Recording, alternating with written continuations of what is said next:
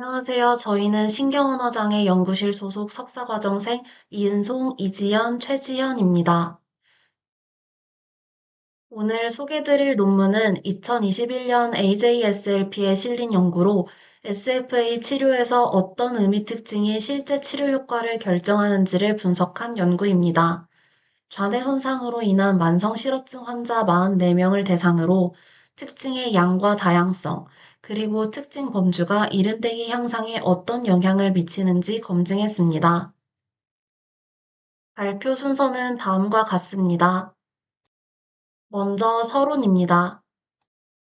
연구 배경을 간단히 설명드리겠습니다.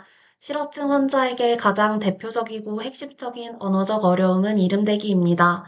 이름대기의 어려움은 단어를 떠올리는 과정에서 문제가 생기기 때문에 발생하는데, 이는 크게 두 가지 단계에서 나타날 수 있습니다.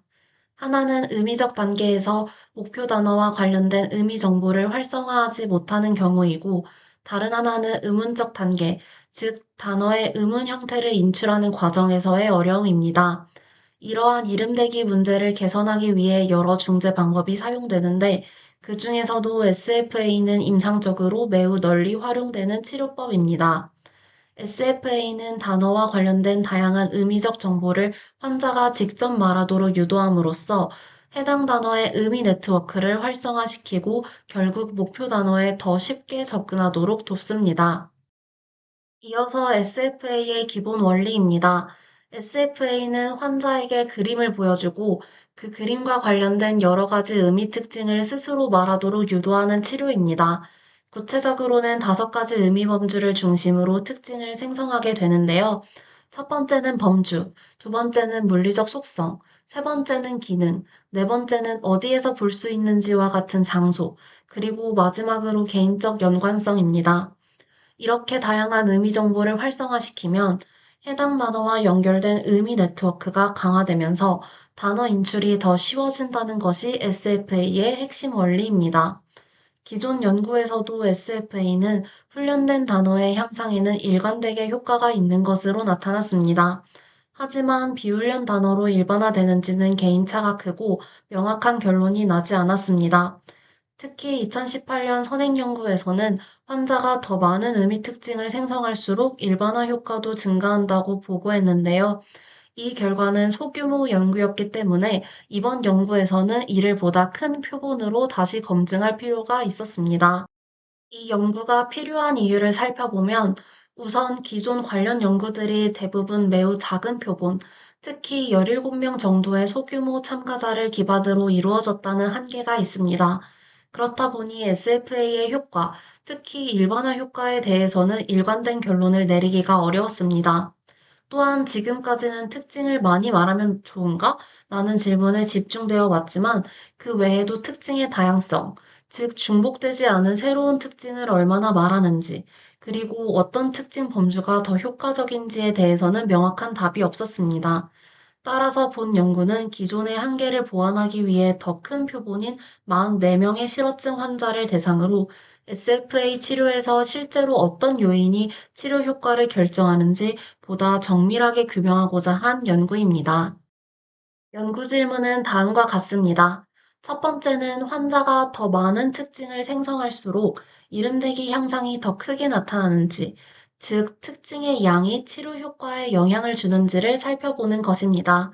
두 번째는 특징의 개수뿐만 아니라 중복되지 않은 새로운 특징을 얼마나 다양하게 말하는지, 즉 특징의 다양성이 치료 결과에 의미 있는 영향을 갖는지를 확인하는 것입니다. 마지막 세 번째 질문은 SFA에서 활용되는 5가지 특징 범주 중에서 특정 범주가 특히 더 효과적인지, 범주의 종류에 따라 치료 성과에 차이가 있는지 분석하는 것입니다. 연구 방법입니다. 먼저 참가자는 발병 후 6개월 이상 경과한 좌뇌 손상에 의한 만성 실어증 환자 44명이었습니다. 연구 설계는 Multiple Baseline Design Across Behaviors를 사용했습니다. 각 참가자에게 여러 단어 리스트를 구성하고 한 리스트를 일정 기간 훈련한 뒤 정해진 기준을 충족하면 다음 리스트로 넘어가는 방식입니다. 초기 5명은 리스트당 10개 단어를 사용했지만 시간적 부담을 고려하여 이후 참가자들은 5개 단어 리스트로 조정되었습니다. 각 리스트는 최소 4일, 최대 8일 동안 훈련되었고, 정확도가 80% 이상에 도달하면 다음 리스트로 진행했습니다. 치료는 4주 동안 일주일에 4에서 5일, 하루 2회 세션으로 이루어졌고, 한 세션은 약 120분으로 상당히 집중적인 강도의 치료였습니다. 마지막으로 치료 효과는 치료 전후의 엔트리 엑싯 이름대기 비교를 통해 평가하였으며, 이를 통해 훈련된 단어뿐 아니라 비훈련 단어에 대한 일반화 효과까지 함께 분석했습니다. 본 연구에서는 로지스틱 혼합 효과 회귀 분석을 사용하여 각 단어 항목 단위의 이름대기 정확도를 예측했습니다. 모델의 주요 독립 변수는 3가지로, 첫째는 특징 생성량, 둘째는 중복되지 않은 특징의 다양성, 그리고 셋째는 생성한 특징이 어떤 범주에 속하는지였습니다. 또한 참가자 간 언어 능력 차이를 통제하기 위해 CAT 평균 모달리티 T스코어, 즉 실어증 중증도를 공별량으로 포함했습니다. 종속 변수는 엔트리와 엑시 시점의 이름대기 정확도 변화였으며, 이를 통해 어떤 요인이 실제로 치료 성과를 예측하는지 검증했습니다. 연구 결과입니다.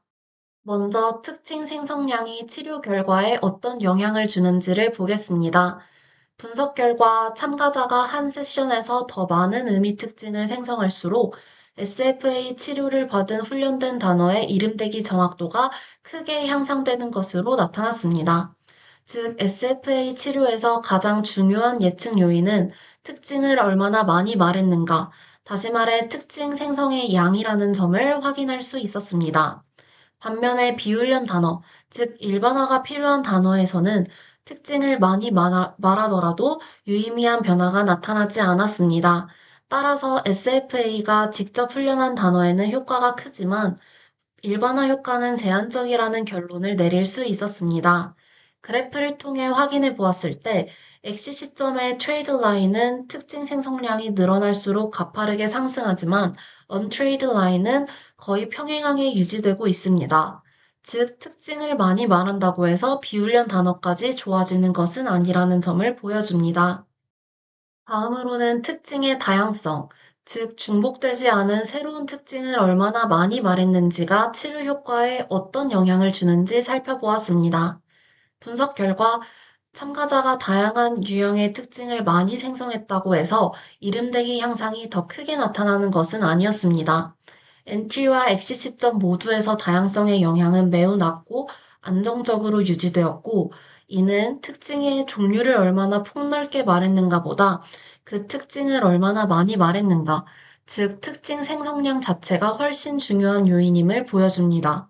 따라서 SFA에서는 새로운 정보를 계속해서 다양하게 찾는 능력보다는 의미 정보를 반복적으로 활성화하는 과정 그 자체가 치료 변화에 더 기여한다는 점을 확인할 수 있었습니다.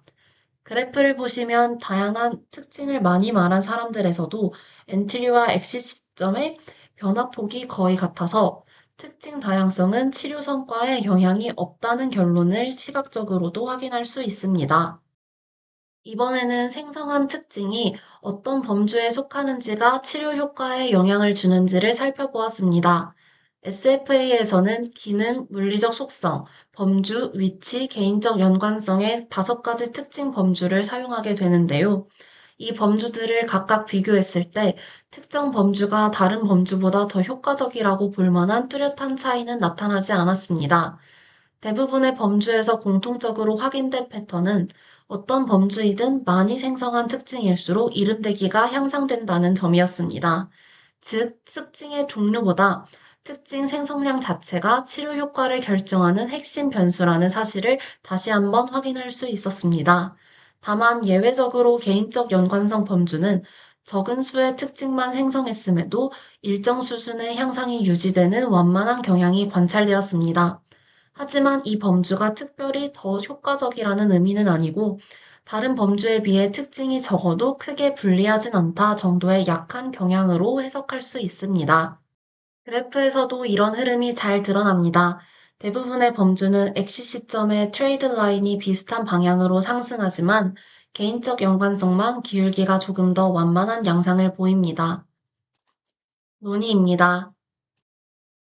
이번 연구에서 가장 일관되게 확인된 점은 특징의 양, 즉 얼마나 많은 특징을 생성했는지가 치료 반응을 결정하는 핵심 요인이라는 것입니다. 반대로 특징의 다양성이나 특정 특징 범주의 효과는 매우 제한적이었고 치료 성과를 유의하게 설명하지 못했습니다.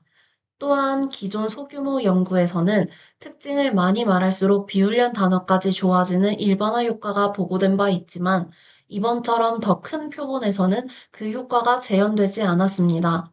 이는 SFA가 의미 네트워크를 자동적으로 확산시키는 치료라기보다는 환자가 스스로 단어를 찾아내는 셀프 큐잉 메커니즘에 더 가까운 치료 방식일 가능성을 시사합니다. 즉, SFA는 훈련된 단어에는 확실히 효과가 있지만 일반화까지 기대하기는 어렵다는 점을 이번 연구가 보여주었다고 해석할 수 있습니다. 이 연구 결과는 임상적으로도 몇 가지 중요한 시사점을 제공합니다. 첫 번째로 SFA는 훈련된 단어 자체의 향상을 이끌어내는 데는 매우 효과적인 치료라는 점이 다시 확인되었습니다. 하지만 비훈련 단어로의 일반화 효과까지는 제한적이기 때문에 임상에서는 환자와 보호자에게 이에 대한 현실적인 기대치를 미리 설정하는 것이 필요합니다. 또한 평균적으로 5개 미만의 의미 특징을 생성한 환자들은 SFA에 거의 반응하지 않았다는 점을 통해 의미 특징을 충분히 생성할 수 있는 능력이 SFA 반응의 전제 조건임을 보여줍니다.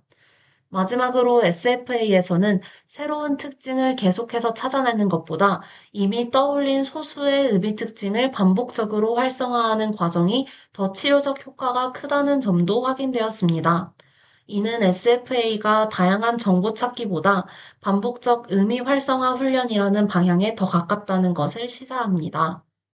마지막으로 연구의 결론을 정리하겠습니다.